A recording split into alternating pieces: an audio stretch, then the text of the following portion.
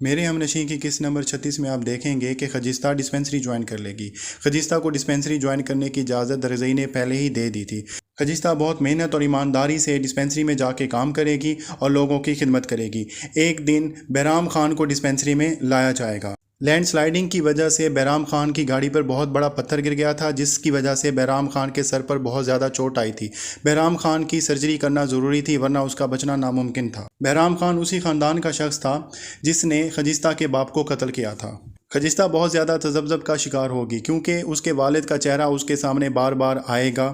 لیکن وہ اس کے باوجود بہرام خان کا آپریٹ کرے گی اور بہرام خان کی جان بچا لے گی، کیونکہ ڈاکٹر ہونے کے ناطے اس نے یہ حلف لیا تھا کہ وہ بغیر کسی رنگ، نسل، قوم کے امتیاز کے بغیر لوگوں کی خدمت کرے گی۔ لیکن صنوبر چونکہ نہیں چاہتی کہ درگزئی اور خجستہ کی شادی ہو جائے، اور وہ خجستہ کو بالکل بھی پسند نہیں کرتی، وہ ان کے گھر جائے گی اور ان سب گھر والوں کو بتائے گی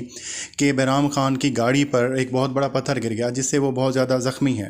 جس پر داجی کہیں گے کہ اچھا ہے وہ منحوس انسان مر جائے ورنہ وہ ہمارے خاندان کے پیچھے پڑا ہوا ہے۔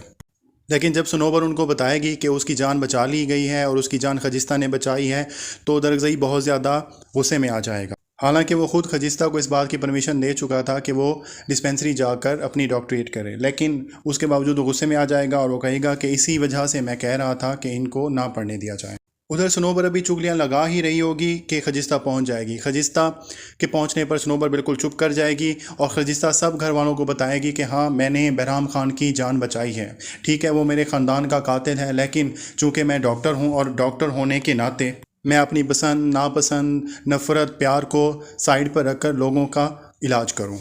وہ یہ بھی کہتی کہ اگر میں بہرام خان کا علاج نہ کرتی تو وہ مر جاتا اور میں اس کا قتل نہیں کر سکتی تھی۔ وہ یہ سب باتیں کہہ کر چلی جائے گی جس پر داجی بہت زیادہ غصہ ہوں گے اور امروز لالا بھی خاموش ہو جائیں گے کیونکہ داجی کے سامنے کبھی کسی نے اس طرح سے بات نہیں کی تھی۔ خجستہ کے جانے کے بعد داجی یہ کہیں گے کہ اپنی اس نے ڈاکٹری مکمل کرنی تھی، کر لی، اس نے پڑھنا تھا پڑھ لیا، یہ جاب بھی کر رہی ہے، ٹھیک ہے کرتی رہے، لیکن اب اس کی شادی کر دیں۔ داجی امروز لالا کو حکم دیں گے کہ اگلے جمعہ تک سارے بندوبست کر دیے جائیں اور اگلے جمعہ کو خجستہ اور درگزئی کا نکاح ہو جانا چاہیے، جس پر امروز لالا کہیں گے کہ ایک طرف آپ خجستہ کو بیٹی کہتے ہیں لیکن اس کی زندگی کا سب سے بڑا فیصلہ کرنے سے پہلے آپ نے خجستہ سے نہیں پوچھا۔ داجی کہیں گے کہ شادی کے معاملے میں تو ہمارے خاندان میں لڑکوں سے نہیں پوچھا جاتا اور اب تم کہہ رہے ہو کہ ہم لڑکیوں سے پوچھیں، جس پر امروز لالا داجی کو سمجھانے کی کوشش کریں گے کہ پہلے بہت سی ایسی باتیں تھیں جو نہیں ہوا کرتی تھی لیکن اب وہ ہو رہی ہیں، اس لیے خجستہ سے ایک مرتبہ پوچھ لیا جائے تو بہتر ہے۔ جس پر چاہ نہ چاہ داجی یہ کہنے کے لیے تیار ہو جائیں گے کہ ٹھیک ہے اگر تم نے خجستہ سے پوچھنا ہے تو پوچھ لو، لیکن اس نکاح کی تیاریاں اگلے جمعے تک ہو جانی چاہیے۔ ادھر ڈاکٹر شہریار ڈاکٹر ہادی کی وجہ سے بہت زیادہ پریشان ہیں۔ وہ ڈاکٹر ہادی کے پاس جائیں گے اور انہیں روکیں گے کہ تم نہ جاؤ، اگر تم نے جانا ہے تو ٹھیک ہے، لیکن میں تمہیں اس لیے روک رہا ہوں کہ جس وجہ سے جس سرکمسٹینسز میں تم جا رہے ہو وہ ہمیں قبول نہیں ہیں۔ وہ ہادی کو یہ تسلی دینے کی بھی کوشش کریں گے کہ میں اور تمہاری امی خجستہ کے گھر جا رہے ہیں اور خجستہ سے ہم معافی مانگیں گے جو سارے معاملات ہوئے ہیں اور رشتے کی بات بھی ہم ان سے کریں گے،